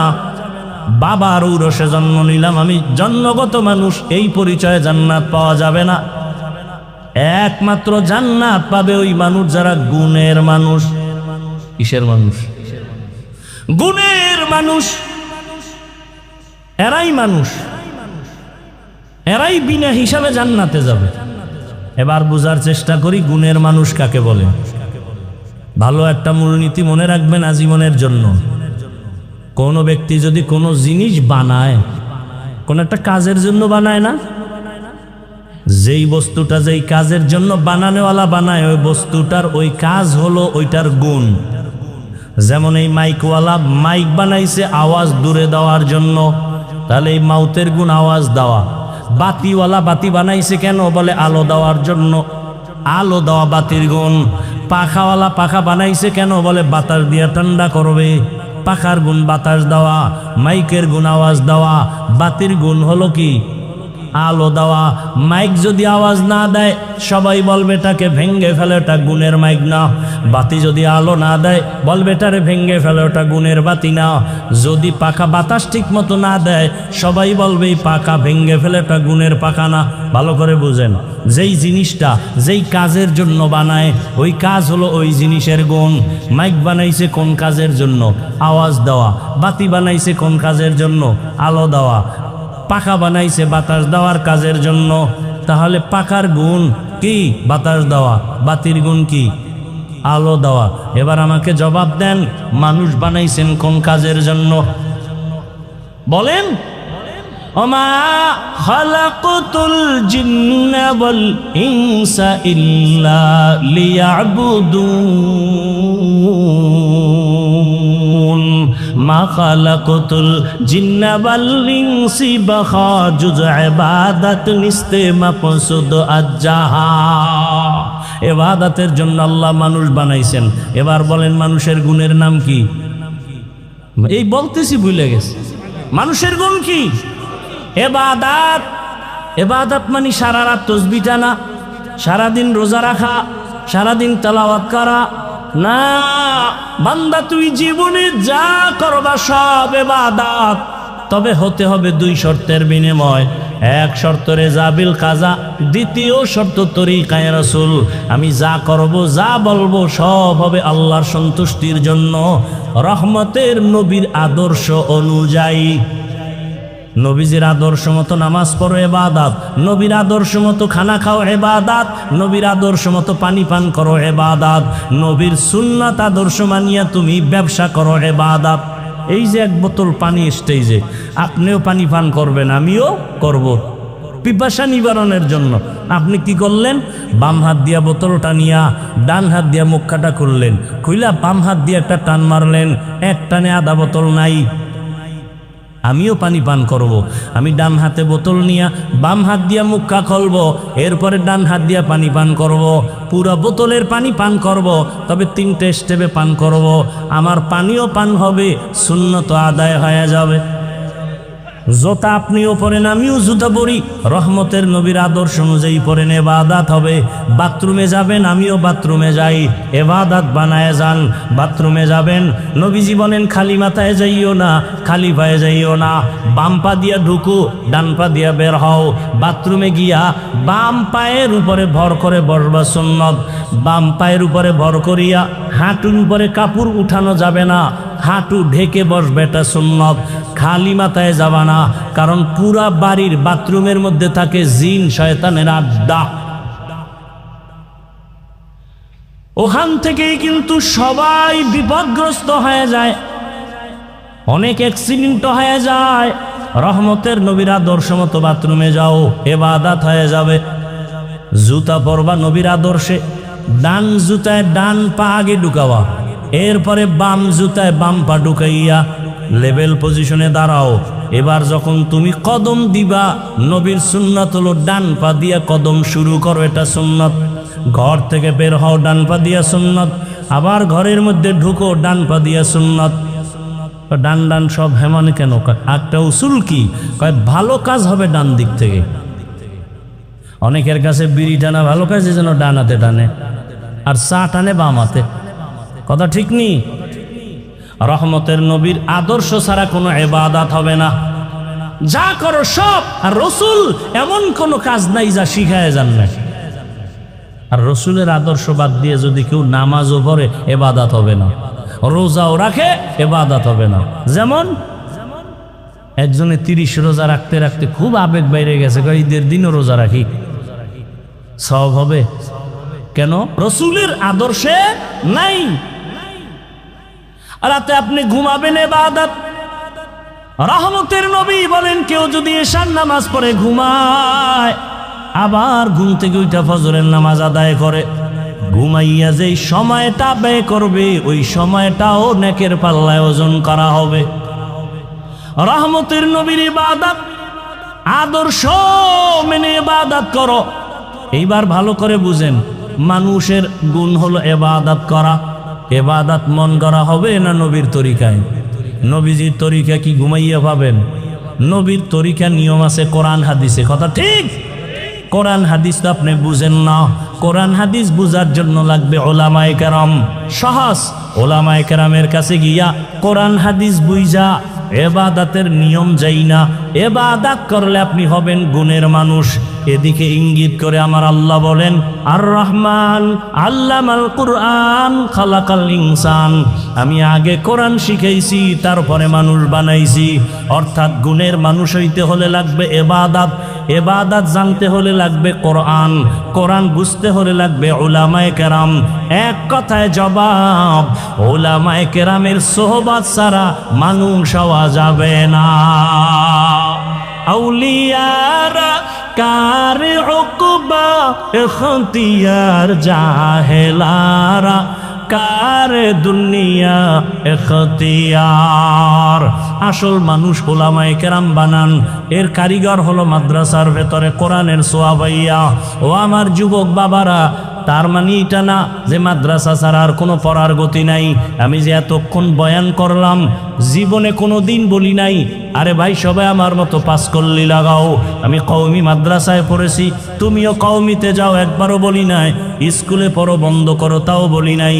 আমি তাবলিগের লাইনের সন্তান, তুমি তাবলিগে যাও, তাও বলি নাই। আমি পীরের মুরিদ, তুমি পীরের কাছে যাও, তাও বলি নাই। বরং আমি জেনারেল লাইনের আমার কলিজার যুবকদের বলে যাই, ও বরগুনা জেলার যুবক বাবারা, কলিজা ভরে দোয়া করে গেলাম, এখানে হাজারো বান্দার দোয়া কবুল হবে। তুমি স্কুলে পড়ো, দোয়া করে গেলাম, স্কুল ছাড়িও না। কলেজে পড়ো, কলেজ ছাড়িও না। তুমি ডাক্তার হও, ইঞ্জিনিয়ার হও, প্রফেসর হও, সাংবাদিক হও, ওকিল হও, এসপিডিসিওসি হও, তুমি একজন এমপি মন্ত্রী হও, তবে দাবি আমার বাবা বেয়াদব হইও না। বলবা হাফিজ ভাই এতক্ষণ বয়ান করলেন, ডাক্তার হব ধন্যবাদ, ইঞ্জিনিয়ার হব ধন্যবাদ, বেয়াদব হব না, তার মানেটা কি? তার মানে হলো তিনটা জায়গায় বেয়াদবি করবা না। খোদার কসম, যদি বেয়াদবি করো মরার আগে পঙ্গু হয়ে যাবা। এক নম্বরে মা বাবার সাথে বেয়াদবি করবা না, জীবন ধ্বংস হয়ে যাবে। দুই, শিক্ষকের সাথে বেয়াদবি করবা না, জীবন ধ্বংস হয়ে যাবে। তিন, ওলামায়ে কেরাম মুরব্বির সাথে বেয়াদবি করবা না। ভালো করে শুনে রে যুবক, আমি হাফিজুর রহমান, এই চেয়ারে বসার খোদার কসম কোনো যোগ্যতা নাই। আমার মা বাবার চোখের পানি আর আমার মুরব্বীদের দোয়া। তবে বয়ান যে করতেছে, আমার আম্মা আমারে ধরে ধরে বয়ান শিখান নাই, আমার আব্বা জান আমাকে জীবনে বয়ান শিখান নাই। আমাকে এখানে বসাইছেন আমার মা বাবার চোখের পানি, কিন্তু বয়ান করাইতেছেন আমার ওস্তাদের মেহনত। আমার ওস্তাদরা ধরে ধরে আমাকে বয়ান শিখাইছেন, কথা শিখাইছেন, আমাকে দস্তখাত দেওয়া শিখাইছেন। মা বাবার অবদান একদিকে, ওস্তাদের অবদান আছে আর একদিকে। এবার বয়ানও শিখে ফেলছি, কিন্তু বয়ানের মধ্যে রুহু নাই, রুহু নাই, বয়ান চলে, মানুষের চোখে বাণী নাই, নিজের মধ্যে ইখলাস নাই। এটা আনার জন্য লাগবে আল্লাহ বলাদের নেক নজর। এই জন্য বলেছি, এটাও শুনে রাখো, জীবনে কোনো মা বাবা সন্তানের জন্য বরদোয়া করে না, কোনো শিক্ষক ছাত্রকে বরদোয়া করে না, কোনো আলেম উম্মতকে বরদোয়া দেয় না। তবে বরদোয়াটা অন্তর থেকে মাঝে মাঝে এসে যায়। যদি মাকে বাবাকে কষ্ট দাও আর মা বাবায় যদি কষ্ট পায়, বলে আহ, এটাই তোর জীবন ধ্বংসের কাল হয়ে যাবে। শিক্ষক কষ্ট পেয়ে যদি বলে আহ, নিঃশ্বাসটা ছেড়ে দিবে, তোর কপাল পুড়ে যাবে। রাস্তাঘাটে সারাদিন রাত চলি 12 মাস, রাস্তায় অনেক পাগল দেখি, ল্যাংটা পাগল। আশ্চর্যরা ইংলিশে কথা বলে, আরবিতে কথা বলে। চিন্তা করলাম, রাস্তার ল্যাংটা পাগলে কেন ইংলিশে কথা বলে, রাস্তার ল্যাংটা পাগল কেন আরবি কথা বলে। হিসাবটা মিলাইয়া দেখলাম, পাগল হইয়া ইংলিশ শিখে নাই, আরবি শিখে নাই। মা বাবা বা শিক্ষক না আলেমের সাথে বেয়াদবি করে রাস্তার পাগল হয়ে গেছি। লিকুল্লি শাইইন জিনাতুন ফিল ওয়ারা ওয়া জিনাতুল মারই তামামুল আদাবি আজ খোদা খা হি মে তৌফিক আদব বে আদব মাহরুম গাশত আজ ফজলে রা। ও আমার কলিজার যুবক বাবারা, মা বাবার দোয়া ছাড়া জীবনে সফলতা আসবে না, খোদার কসম। বেয়াদবি কইরা যদি ডাক্তার হও, তাসলিমার মতো জুতা খায়া দেশ থেকে পালাতে হবে। আর যদি আদোবালা ডাক্তার হও, শুধু বরগুনা না, গোটা বাংলাদেশের মানুষ মাথায় নিয়ে সম্মান করবে। এটা দোয়া ছাড়া হয় না। জীবনে তোমার 3টা জায়গার দোয়া জীবনের খুব পুঁজি সফলতার: মা বাবার দোয়া, শিক্ষকের দোয়া, উলামায়ে কেরামের দোয়া। এজন্য অনুরোধ করে বলি রে বাবা, স্কুলে পড়ো, কলেজে পড়ো, চাকরি করো, ব্যবসা করো, ডাক্তার হও, ইঞ্জিনিয়ার হও, বেয়াদব হইও না। ও যুবক বাবা, এবার বাস্তবে একটু উদাহরণটা দেই। আপনার মতো যুবক স্কুল কলেজে পড়ে, জেনারেল লাইনে আছে, জীবনে মাদ্রাসায় পড়ে নাই, এমন বান্দা স্কুলে পড়িয়া 5 বেলার নামাজ পড়ে, সত্য বলেন আছে না নাই? আপনার কপালে কার অভিশাপ লাগছে, আপনি কেন পারেন না? আপনার মতো যুবক র্যাব, আর্মি, পুলিশ, বিডিআরের চাকরি করে, দাড়িওয়ালা নামাজি অভাব নাই, বলেন আপনি কেন পারেন না? আপনার মতো যুবক রাস্তায় গাড়ি চালায়, ড্রাইভারি করে, নামাজ পড়ে, আপনি কেন পারেন না? আপনার মতো যুবক নদীর মধ্যে মাছ ধরে, নামাজ ছাড়ে না, বলেন আপনারা কেন পারেন না? আপনার মতো যুবক জমিনে কৃষিকাজ করে, নামাজ ছাড়ে না, বলেন আপনি কেন পারেন না? কত ডাক্তার, ইঞ্জিনিয়ার, কত প্রফেসর, কত এমপি, মন্ত্রী, ওসি, ডিসি, এসপি 5 বেলার নামাজ পড়ে, বলেন আপনারা কেন পারবেন না? কপাল বুঝি খারাপ? মনে আসেনি শুরুর কথা? কপাল বড় খারাপ। আবু জাহিল্লা 13 বছর বয়ান শুনছে, কালেমা কপালে আসে নাই। আর ওমরের মতো বান্দা নবীকে জবাই করতে গিয়া 27 বছরের সময় কালেমাওয়ালা মুসলমান হয়ে গেল। এত দাম আল্লাহ ওমরের বাড়ায় দিলেন। আল্লাহ তাআলা ওমরের কথার সাথে একমত হইয়া কোরআনের ভেতরে আল্লাহ আলাদা আয়াত পর্যন্ত নাজিল করেছেন। ওমরের দাম কত যে আল্লাহ ওমরের কথায় খুশি হইয়া আলাদা কোরআনে আয়াত নাজিল করছেন। কিন্তু আশ্চর্য কথা হলো, সেই ওমরকে সোনার বাংলায় দাঁড়াইয়া ভণ্ড বেদাতি বলার মতো বেয়াদব আছে। বাংলাদেশের জমিনে দাঁড়াইয়া কে বলতেছে হযরত ওমর বেদাতি, ভণ্ড? আমি সেদিন ঢাকায় বলেছি, ওমরের যারা বেদাতি বলবে, আমি বলবো 14 গোষ্ঠী সব ভণ্ড। কে সেই ওমর? আল্লাহ খুশি হইয়া আয়াত নাজিল করেছেন।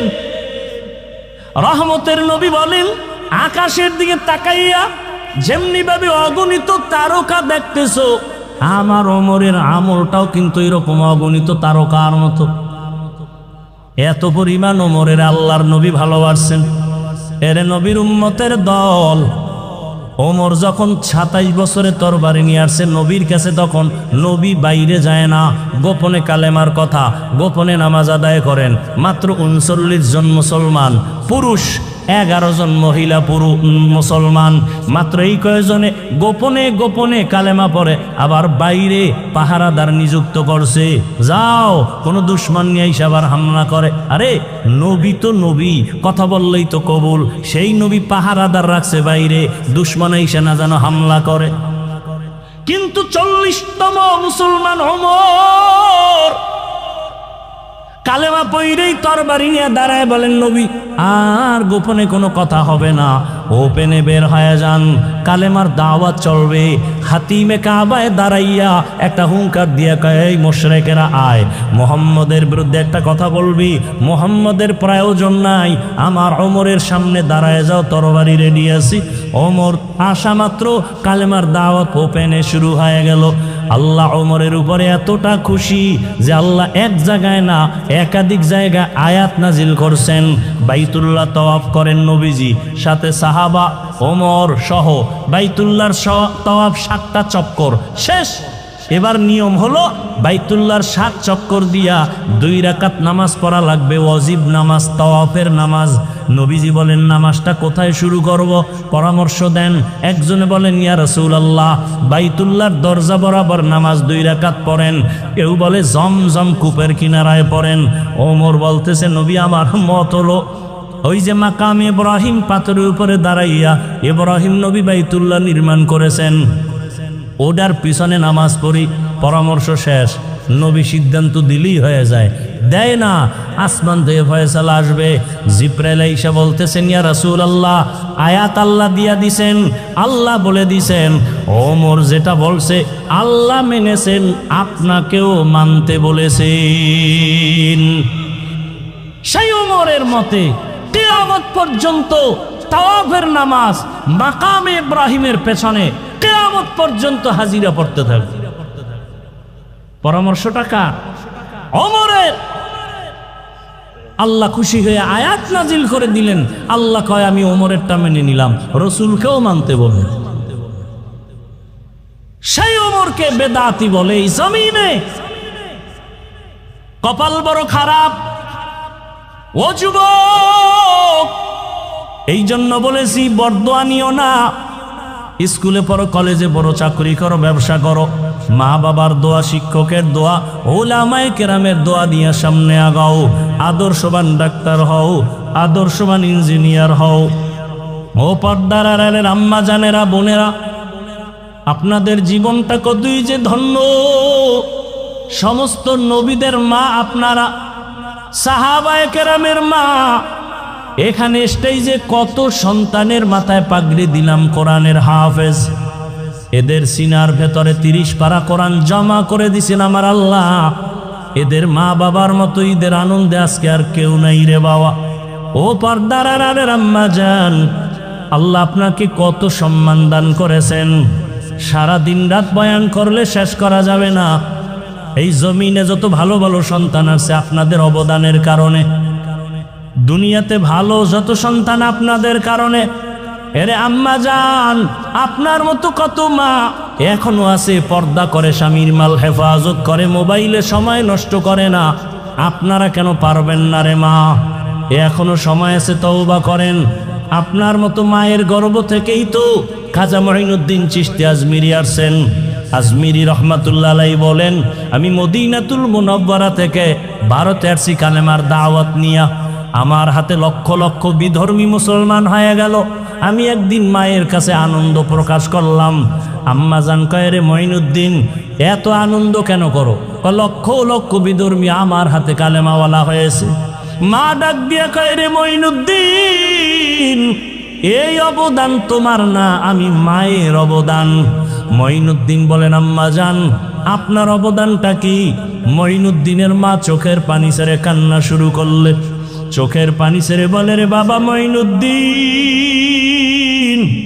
তুই আমার গর্বে যখন আসছো, আল্লাহর কসম আমি এক রাত ঘুমাই নাই। সিজদায় পড়ে মালিকের দরবারে কান্না করেছে, ও দয়ার মালিক, আমার গর্বের সন্তান তুমি ওলি হিসাবে দুনিয়ায় পাঠাইও। ও মঈনুদ্দিন, আমি মাওলার কাছে দোয়া করতে করতে যখন তুই দুনিয়াতে আসছো, আল্লাহর জাত ও সিফাতের কসম, আমি মা তোকে দুগ্ধ পান করানো যখন শুরু করলাম, যত বছর তোকে দুধ পান করাইছি, আল্লাহর কসম এক ফোঁটা দুধ আমি তোর মুখে বিনা অজুতে দেই নাই। যত দুধ পান করাইছি অজু সহকারে তোর মুখে দিয়েছি রে বাবা, এক ফোঁটা দুধ বিনা অজুতে আমি তোর মুখে দেই নাই রে বাবা। মঈনুদ্দিন মায়ের হাত ধরে কয়, মা দোয়া করো, এমন মায়ের সন্তান কেন জগৎ বিখ্যাত আল্লাহর গোলাম হবে না? ও পর্দারানের আম্মা জানেরা, আল্লাহ এত সম্মান আপনাদের দান করেছেন। আপনারা খাদিজা রাদিয়াল্লাহু আনহার মতো নারী, ফাতেমা রাদিয়াল্লাহু আনহার মতো নারী, আয়েশা রাদিয়াল্লাহু আনহার মতো নারী, আপনারা তো ইসমাইল নবীর মা হাজেরা আলাইহা সালামের মতো নারী, আপনারা তো ঈসা নবীর মা মারিয়াম আলাইহা সালামের মতো নারী। এ জমিনে আল্লাহর একটা বড় দুশমন ছিল ফেরাউন। জানেননি তার স্ত্রীর নাম কি? আসিয়া। কত বড় বেঈমানের ঘরে থাকিয়া আসিয়ার ঘটনা জানেন? এত বড় আল্লাহর পেয়ারা হয়ে গেছেন। আসিয়াকে আল্লাহ এতটা কবুল করেছেন, রহমতের নবী বলেন কিয়ামতের ময়দানে আমি মুহাম্মদের সাথে আসিয়ার সাথে জান্নাতে বিবাহের ব্যবস্থা হয়ে যাবে। এরে আম্মা জানেরা, আপনার স্বামী তো ফেরাউনের মতো খারাপ না। আপনি কি পারতেন না স্বামীকে যদি বুঝাইতেন, ও স্বামী, আমি বাবা মায়ের মায়া সারিয়া তোমার সংসারে আসছি রে স্বামী, খাইয়াছি না খাইয়াছি কোনো দুঃখ নাই, জীবনে তো বিবাহের সিঁড়িতে পা রাখলাম, কোন দিন মরণ হবে জানা নাই। ও স্বামী, তোমার ঘরে এসে একটা দাবি আমার অন্তরে, তুমি আমারে খাওয়াইয়া রাখলো আলহামদুলিল্লাহ, তুমি আমারে না খাওয়াইয়াও যদি হাসি দাও তাতেও আলহামদুলিল্লাহ, তবে আমার দাবি হারাম টাকা কামাই করবা না, হারাম মাল ঘরের মধ্যে আনবা না, হারাম টাকার মাল খাইয়া সন্তানটার রক্ত নাপাক করব না, আমাদের রক্ত নাপাক করব না। আম্মা জান, আপনি যদি স্বামীটাকে একবার বলতেন, কোন স্বামী জীবন গেল হারাম মাল ঘরে নিতে সাহস পাইত না। এরে আম্মা জান, আপনি যদি 5 বেলার নামাজ পড়িয়া আল্লাহর কাছে দোয়া করে স্বামীকেও ডাকতেন, স্বামীও নামাজি হয়ে যাইত। এরে আম্মা জানেরা, একটু যদি চেষ্টা করতেন, সন্তানটাকে আদো বলা বানাইবার চেষ্টা করতেন, আপনার সন্তান আদো বলা হয়ে যাইত। আসিয়ার মতো বান্দি এই বেঈমানের ঘরে থাকিয়া এত ক্ষমতা, এত টাকা সব লাথি মেরে ফালাইয়া আসিয়া আমার মালিকের এমন পেয়ারা হয়ে গেলেন। একদিন ফেরাউন গোপনে দাঁড়ানো, আসিয়ার হাতের থেকে কি পড়ে গেল, ফেরাউন দেখতেছে, আসিয়া বিসমিল্লাহ বইলে ওইটা হাতের মধ্যে নিল। ফেরাউন বলে, তুমি কার নাম নিলা?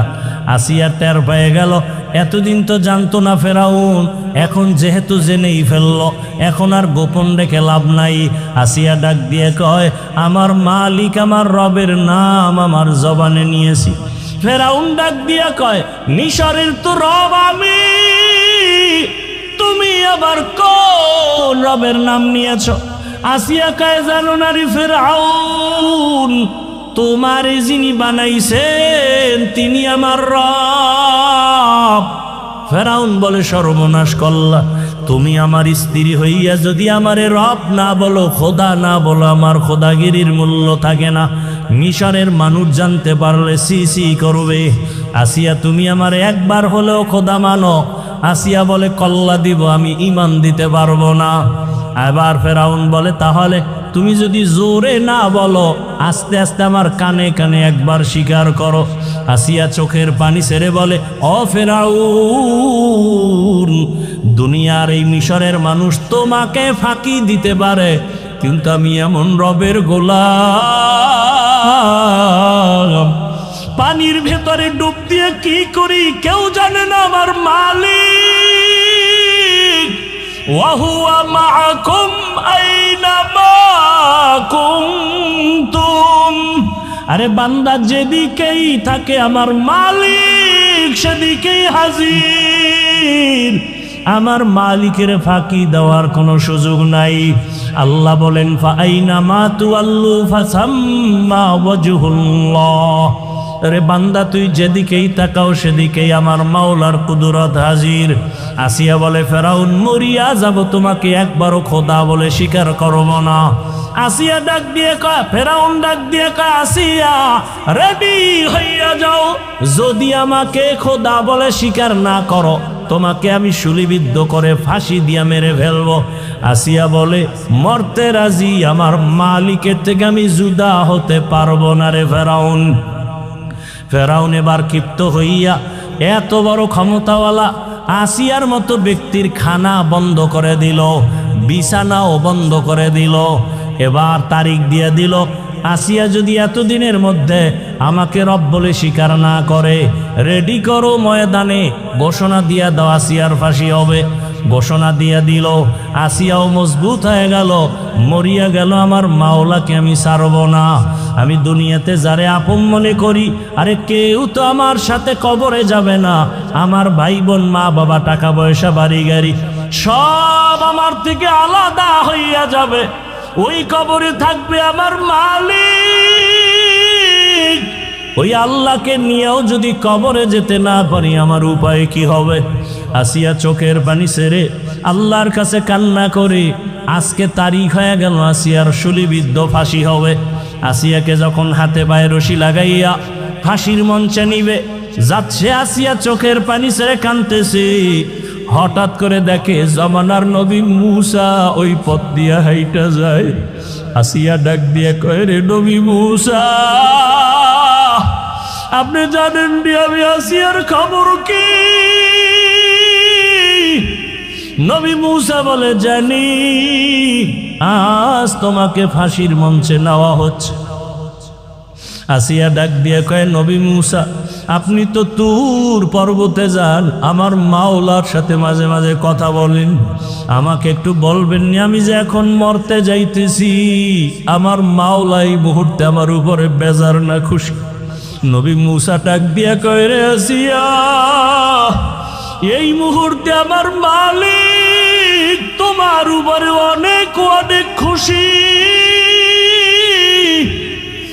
আসিয়া এই কথা শুই না আসমানের দিকে তাকায় একটা চিৎকার দিছে কোরআনের আয়াত।